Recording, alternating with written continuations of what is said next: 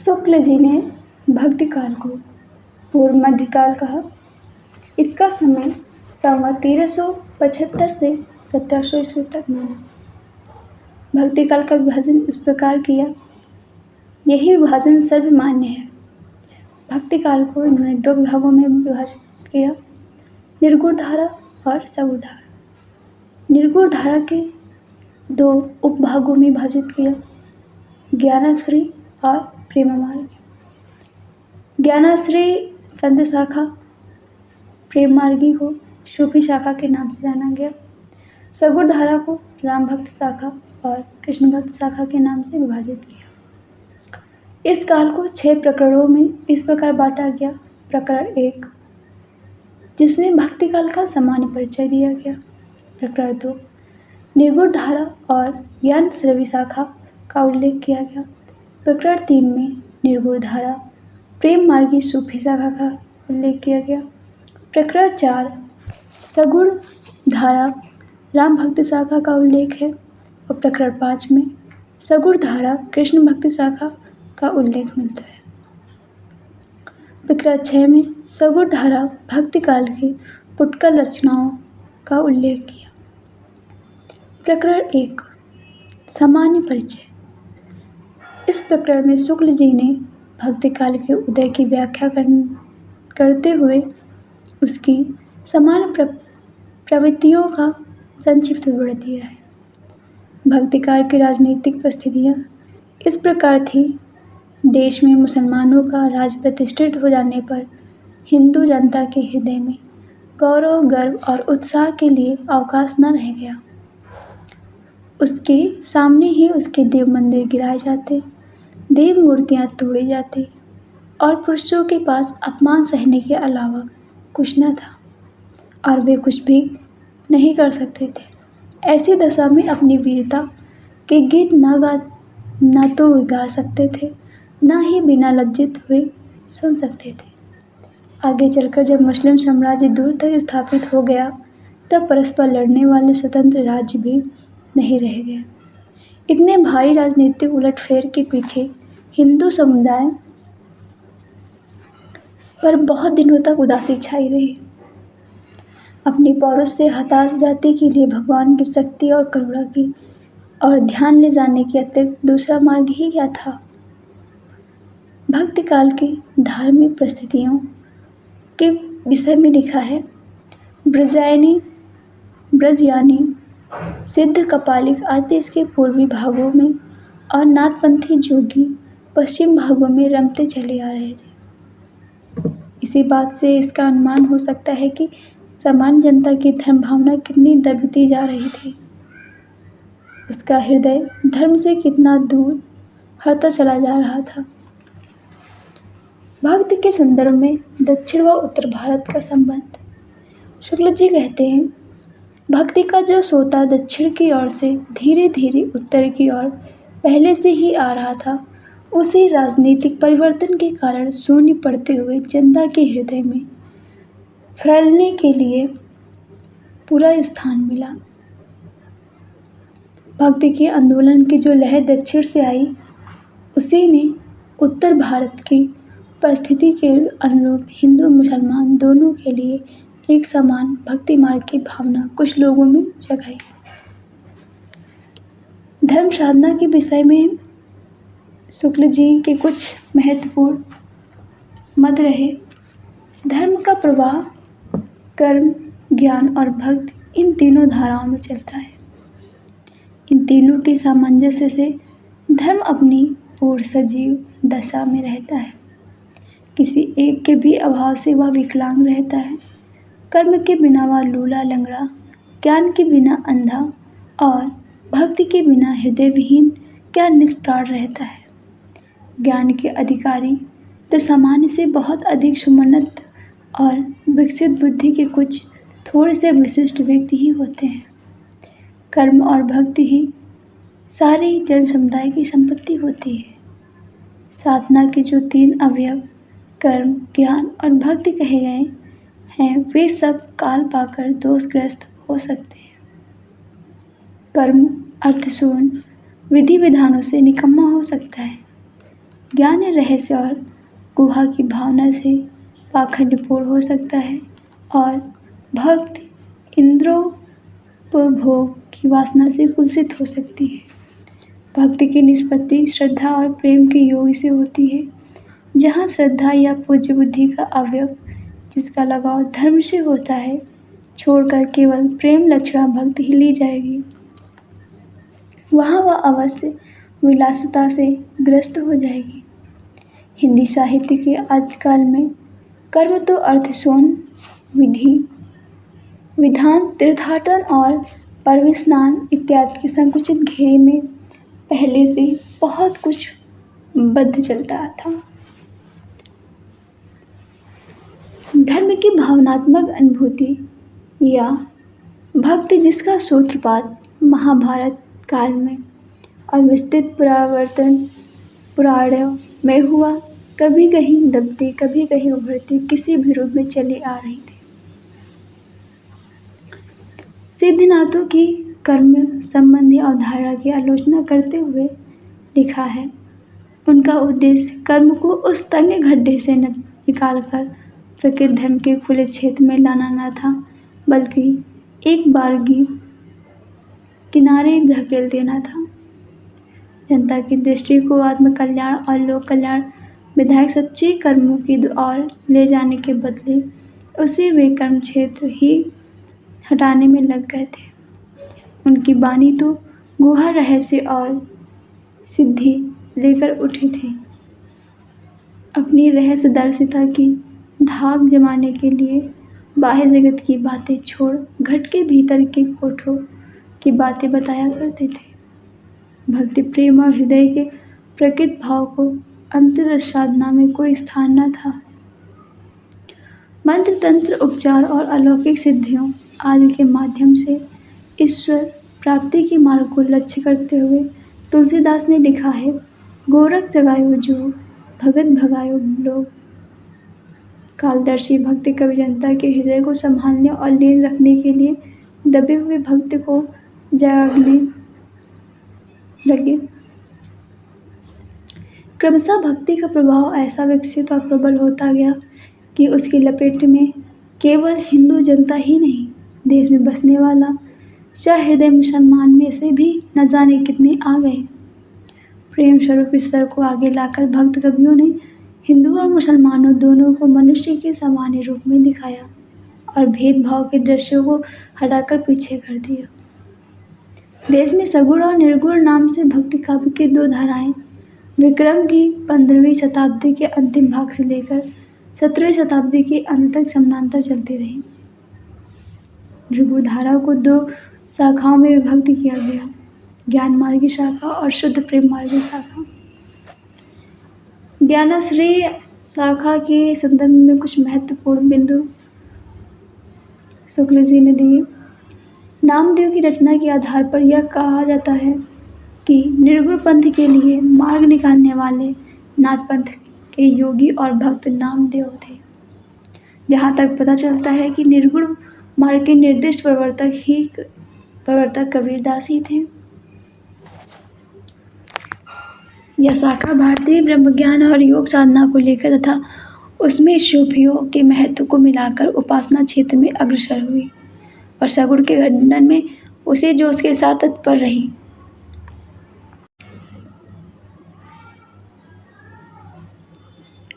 इस शाखा की रचनाएं साहित्यिक नहीं है, फुटकल दोहों या पदों के रूप में ही हैं, जिनकी भाषा और शैली अधिकतर अव्यवस्थित और उटपटांग है। कबीर आदि दो एक प्रतिभा संपन्न संतों को छोड़कर औरों में ज्ञान मार्ग की सुनी सुनाई बातों का सिट सेसर था। हठ योग की बातों के कुछ रूपक भद्दी तुकबंदियों में है।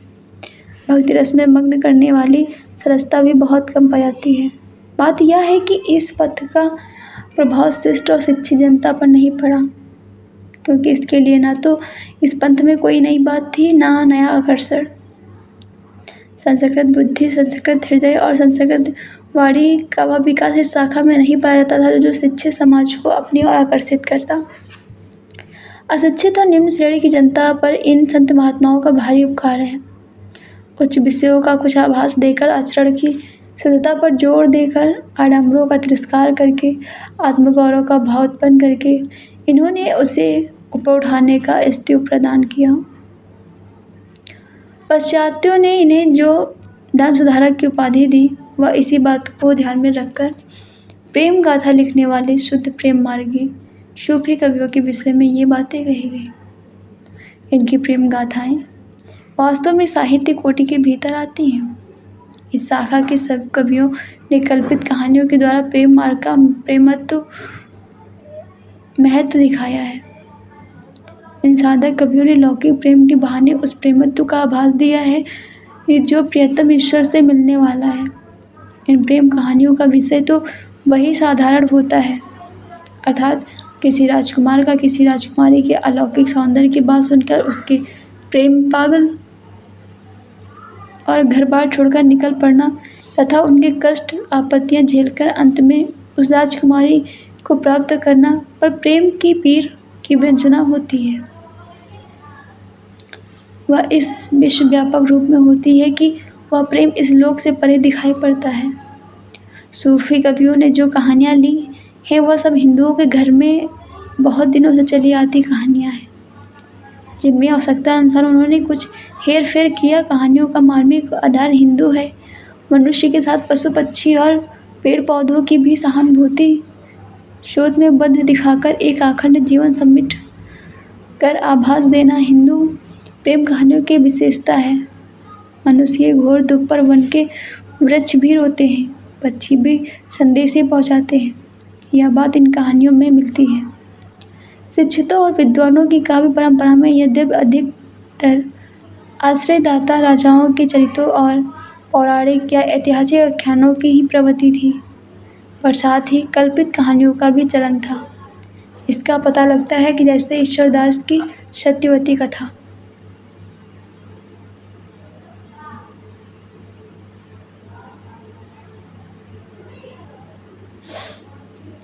सूफियों के रहस्यवाद के विषय में लिखा है। बीच बीच में रहस्यमय परोक्ष की और जो मधुर संकेत मिलते हैं वे बड़े हृदयग्राही होते हैं। कबीर में जो रहस्यवाद मिलता है वह बहुत कुछ उन प्रभाती संज्ञाओं के आधार पर है जो वेदता और हठयोग में निर्दिष्ट है, पर इन प्रेम प्रबंधकारों ने जिस रहस्यवाद का आभास बीच बीच में दिया है उसके संकेतिक, स्वाभाविक और मर्मज्ञ हैं। जैसे आज सूफी कवियों ने हठयोग व रसायन की कुछ बातें को भी अपनी कहानियों में स्थान दिया है, अर्थात उनके यहाँ भावात्मक और साधनात्मक दोनों रहस्यवादों का निर्वाह है। आचार्य रामचंद्र शुक्ल ने रहस्यवाद के दो भेद किए हैं, साधनात्मक रहस्यवाद, भावात्मक रहस्यवाद। जिस रहस्यवाद का आधार योग है वह साधनात्मक रहस्यवाद है, जिसका आधार भक्ति या सूफी प्रेम सिद्धांत है वह भावात्मक रहस्यवाद है। साधनात्मक रहस्यवाद में योग की अप्राकृतिक और जटिल आसन, कर्मकांड, तप और काया कष्ट, बरबस इंद्रियों का दमन आदि है। इस प्रकार साधक मन अव्यक्त तथ्यों का साक्षात्कार तथा उनकी अनेक अलौकिक सिद्धियों प्राप्त करता हुआ भगवान के निकट पहुंचने का प्रयत्न करता है। तंत्र व रसायन भी साधनात्मक रहस्यवाद के अंतर्गत आते हैं, पर उनका स्तर अपेक्षाकृत निम्न है। रहस्यवाद के अंतर्गत आते हैं पर उनका स्तर अपेक्षाकृत निम्न है। भावात्मक रहस्यवाद की कई श्रेणियाँ हैं, जिनमें से किसी एक रहस्य भावना को आधार मानकर भक्त सरल एवं मधुर भाव से श्रद्धारत होता है। भक्त और साधक में अगाध विश्वास तथा आत्मसमर्पण की भावना प्रबल रहती है। इस रहस्यवाद के अंतर्गत अद्वैत ब्रह्म की ही कल्पना होती है। रसेश्वर दर्शन, शैव दर्शन प्रमुख शाखा पशुपत के 6 उपभागों में से एक है। यह दर्शन इस सिद्धांत पर आधारित है कि शरीर को अमर बनाए बिना मोक्ष प्राप्त नहीं हो सकता। विभिन्न धाराओं के कर्म संबंधी धारणा के विषय में शुक्ल जी ने लिखा है। कबीर तथा अन्य निर्गुणपंथी संतों के द्वारा अंतरस साधना में रगात्मकता, भक्ति और ज्ञान का योग तो हुआ, पर कर्म की दशा वही रही जो नाथपंथियों के यहाँ थी। इन संतों के ईश्वर ज्ञान स्वरूप और प्रेम स्वरूप की ही रहे, धर्म स्वरूप ना हो पाए।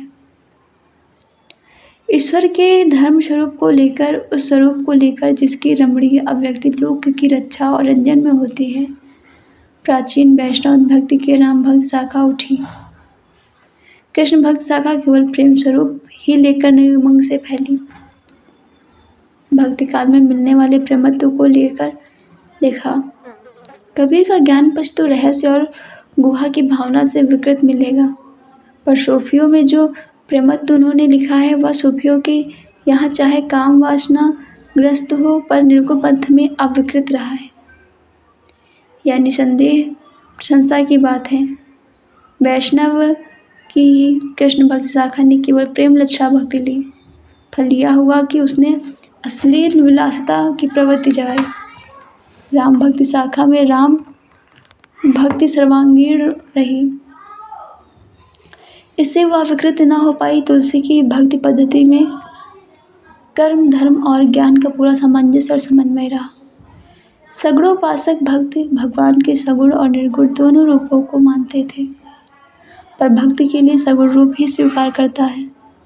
निर्गुण रूप ज्ञान मार्गियों के लिए छोड़ दिया जाता है। जब सगुण मार्ग भगवान के रूप को व्यक्त रूप के साथ साथ उनके अव्यक्त और निर्विशेष रूप का भी निर्देश करते आए हैं, जो बोधिगमय नहीं है, वे अव्यक्त हैं और संकेत भरे करते हैं, इसके विवरण में प्रवृत्ति नहीं होते हैं।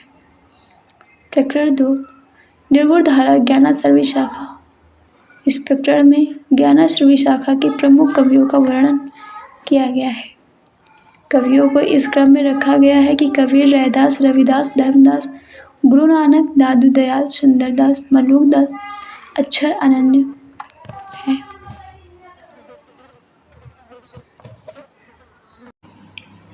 निर्गुण धारा ज्ञानाश्रवी शाखा। इस प्रकरण में ज्ञानाश्रवी शाखा के प्रमुख कवियों का वर्णन किया गया।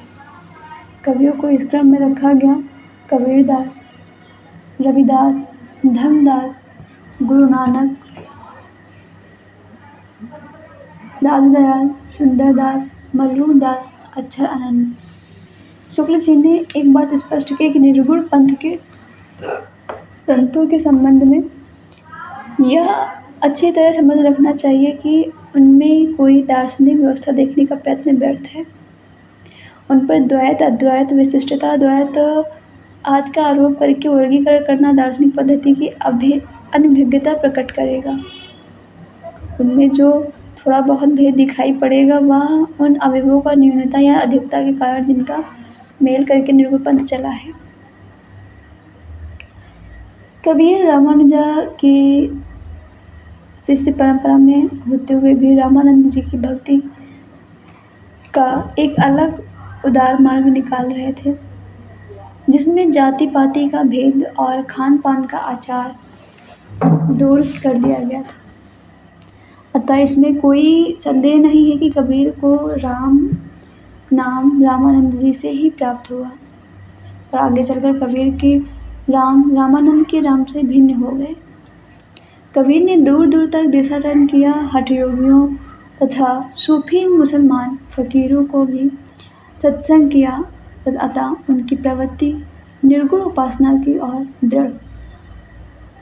जो ब्रह्म हिंदुओं की विचार पद्धति में ज्ञान मार्ग का एक निरूपण था, उसी को कबीर ने सूफियों के ढर्रे पर उपासना का ही विषय नहीं प्रेम का भी विषय बनाया और उसकी प्राप्ति के लिए हठ योगियों की साधना का समर्थन किया। उन्होंने भारतीय ब्रह्मवाद के साथ सूफियों के भावात्मक रहस्यवाद, हठ योगियों के साधनात्मक रहस्यवाद और वैष्णवन की अहिंसावाद तथा प्रपत्तिवाद का मेल करके अपने पंथ को खड़ा किया। कबीर जी ने भारतीय ब्रह्मवाद के साथ सूफियों के भावात्मक रहस्यवाद और हठयोगियों के साधनात्मक रहस्यवाद और वैष्णवन के अहिंसावाद और प्रपत्तिवाद का मेल करके क्या किया? अपना पंथ खड़ा किया। यद्यपि कबीर की वाणी निर्गुण वाणी है कहलाती है, पर उपासना क्षेत्र में ब्रह्म निर्गुण नहीं बन रह सकता है। सेव सेवक भाव में, स्वामिनी में कृपा, क्षमा, औदार्य आदि गुणों का आरोप हो ही जाता है। कबीर के यहाँ निरुपाधि ब्रह्मा निर्गुण, सोपाधि ईश्वर सगुण व सर्ववाद निरूपण मिलता है। कबीर में ज्ञान मार्ग की जहाँ तक बातें हैं उनका सब हिंदू शास्त्रों में है, जिनका संचय उन्होंने रामानंद जी के उपदेशों से किया है। माया, जीव, ब्रह्मा, तत्वमास, 8 मैथुन, अष्टमैथुन, त्रिकुटी, छरिपु इत्यादि शब्दों का परिचय उन्होंने अध्ययन द्वारा नहीं, सत्संग द्वारा ही हुआ है, क्योंकि वे जैसा कि प्रसिद्ध है कि कुछ पढ़े लिखे न थे। उपासना के बाह्य स्वरूप पर आग्रह करने वाले और कर्मकांड को प्रधानता देने वाले पंडितों और मुल्लों दोनों को उन्होंने खरी खरी सुनाई और राम रहीम की एकता समझकर हृदय को शुद्ध और प्रेममय करने का उपदेश दिया। देशाचार उपासना विधि के कारण मनुष्य में जो भेदभाव उत्पन्न हो जाता है उसे दूर करने का प्रयास उनकी वाणी बराबर करती रही। यद्यपि वे पढ़े लिखे न थे, उनकी प्रतिभा बड़ी प्रखर थी, जिससे उनके मुंह से बड़ी चुटीली और व्यंग्यपूर्ण चमत्कारपूर्ण बातें निकलती थी। उनकी उक्तियों में विरोध और असंभव का चमत्कार लोगों को बहुत आकर्षित करता था। अनेक प्रकार के रूपकों और नियुक्तियों द्वारा ही उन्होंने ज्ञान की बातें कही, जो नई न होने पर भी वैचित्र के कारण अनपढ़ लोगों को चकित किया करती थी। अनूठी अनुक्तियों द्वारा ईश्वर प्रेम की व्यंजना सूफियों में बहुत प्रचलित थी। जिस प्रकार कुछ वैष्णवन में माधुर्य भाव से उपासना प्रचलित हुई थी, उसी प्रकार सूफियों में भी ब्रह्मा को सर्वव्यापी, प्रियतम या मासूक मानकर हृदय से उद्गार प्रदर्शित करने की प्रथा थी। इसको कबीरदास ने ग्रहण किया। कबीर अपने श्रोताओं पर यह अच्छी तरह भाषित करना चाहते थे कि हमने ब्रह्मा का साक्षात्कार लिया है। इसी से वे प्रभाव डालने के लिए बड़ी लंबी चौड़ी गर्वोक्तियाँ भी कभी कभी कहते थे। भाषा बहुत परिष्कृत और प्रमार्जित न होने पर भी कबीर की उक्तियों में कहीं कहीं विलक्षण प्रभाव और चमत्कार है। प्रतिभा उनमें बड़ी प्रखर थी, इसमें संदेह नहीं है। प्रकरण 1 में इसमें कोई संदेह नहीं है कि कबीर ने ठीक मौके पर जनता के उस बड़े भाग को संभाला है जो नाथपंथियों के प्रभाव से, प्रेम भाव और भक्ति रस से शून्य और शुष्क पड़ता जा रहा था। उनके द्वारा यह बहुत ही आवश्यक कार्य हुआ कि उसके साथ ही मनुष्यत्व की सामान्य भावना को आगे करके निम्न श्रेणी की जनता में उन्होंने आत्मगौरव का भाव जगाया, भक्ति के ऊंचे ऊंचे सोपानों की ओर बढ़ने के लिए बढ़ावा दिया। प्रकरण 1 में उद्धृत है कि कबीरदास ने नागपंथी जोगियों की कई बातें ग्रहण की, जैसे नाथपंथियों ने भेदभाव को निर्दिष्ट करने वाले उपासना के बाहरी विधानों को अलग रखकर अंतर्रस साधना पर जोर दिया, लेकिन नाथपंथियों ने हृदय पक्ष सोनी सामान्य अंतर्रस साधना का मार्ग अपनाया, पर कबीर ने इसे नहीं स्वीकारा। नाथपंथ व निर्गुण पंथ में यह मुख्य अंतर है कि कबीर व निर्गुण पंथियों ने अंतर्रस साधना में राग का भक्ति और ज्ञान का योग किया। प्रकरण 1 में उद्धृत है कि कबीर ने जिस प्रकार एक निराकार ईश्वर के लिए भारतीय वेदांत का पल्ला पकड़ा, उसी प्रकार उस निराकार ईश्वर की भक्ति के लिए सूफियों का प्रेमत्व लिया और अपना निर्गुण धूमधाम से निकाला। इन्होंने एक और तो स्वामी रामानंद जी के शिष्य होकर भारतीय अद्वैतवाद की कुछ स्थूल बातें ग्रहण की और दूसरी ओर योगियों और सूफी फकीरों के संस्कार प्राप्त किए। वैष्णवन से उन्होंने अहिंसावाद और प्रपत्तिवाद लिए। इसी से उनके तथा निर्गुणवाद वाले दूसरे संतों के वचनों में कहीं कहीं भारतीय अद्वैतवाद की झलक मिलती है, तो कहीं योगियों की नाड़ी चक्र के, कहीं सूफियों के प्रेमत्व के, कहीं पैगंबरी कट्टर खुदावाद और कहीं अहिंसावाद तक की। तात्विकता से न तो हम इन्हें पूरे अद्वैतवादी कह सकते हैं और न एक ईश्वरवादी। दोनों का मिला जुला भाव इनकी वाणी में मिलता है। इनका लक्ष्य एक ऐसी सामान्य भक्ति पद्धति का प्रचार था जिसमें हिंदू और मुसलमान दोनों योग दे सके और भेदभाव का कुछ परिहार हो। प्रकरण 3 में कबीर ने अपनी झाड़ फटकार के द्वारा हिंदुओं और मुसलमानों के कट्टरपन को दूर करने का जो प्रयास किया वह अधिकतर चढ़ाने वाला सिद्ध हुआ। हृदय को स्पर्श करने वाला नहीं। मनुष्य के बीच जो रागात्मक संबंध है वह उसके द्वारा व्यक्त ना हुआ अपने नित्य के जीवन में जिस हृदयाभास का अनुभव मनुष्य कभी कभी किया करता है उसकी अभिव्यंजना उसमें ना हुई। रैदास या रविदास। रैदास का अपना अलग प्रभाव पछाड़ के और जान पड़ता है। साधु एक संप्रदाय जो फर्रुखाबाद और थोड़ा बहुत मिर्ज़ापुर में भी पाया जाता है। रैदास की ही परंपरा में कहा जा सकता है कि रैदास की भक्ति भी निर्गुण ढांचे की जान पड़ती है।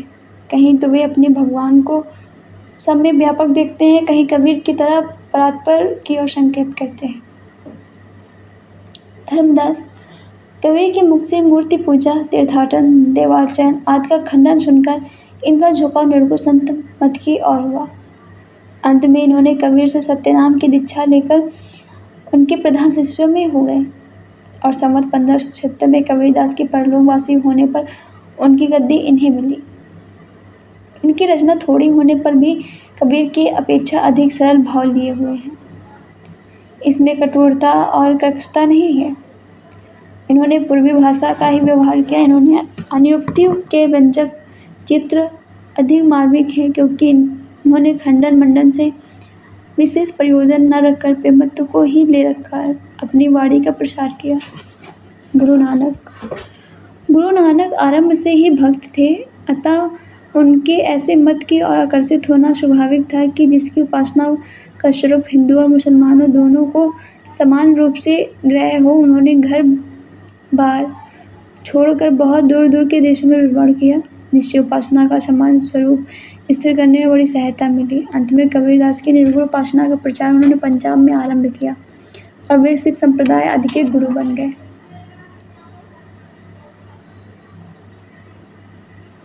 दादू दयाल। इनकी रचना में अरबी फारसी के शब्द अधिक आए और प्रेमत्व की व्यंजना अधिक है।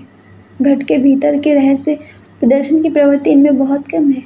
दादू की वाणी में यद्यपि उक्तियों का वह चमत्कार नहीं जो कबीर की वाणी में मिलता है, पर प्रेम भाव का निरूपण अधिक सरस और गंभीर है। कबीर के समान खंडन और वाद विवाद में इन्हें रुचि न थी। सुंदरदास। निर्गुण पंथियों में ये ही एक ऐसे व्यक्ति हैं जिन्होंने समुचित शिक्षा ली थी और काव्य कला की रीति आदि से अच्छी तरह परिचित थे, अतः इनकी रचना साहित्यिक और सरस है। भाषा भी काव्य की मंजी हुई ब्रज भाषा है। भक्ति और ज्ञान चर्चा के अतिरिक्त नीति और देशाचार आदि पर भी इन्होंने बड़े सुंदर पद कहे हैं। इनकी रचना काव्य पद्धति के अनुसार होने के कारण और संतों की रचना से भिन्न दिखाई पड़ती है। संत तो ये थे ही पर कवि भी थे। सुशिक्षा द्वारा विस्तृत दृष्टि प्राप्त होने से इन्होंने अनिर्गुणवादियों आदि के समान लोक धर्म की अपेक्षा नहीं की। इन्होंने जो श्रेष्ठित्व आदि कहे वे औरों के समान मनमाने और पटांग नहीं थे, शास्त्र के अनुकूल हैं। प्रकरण 3।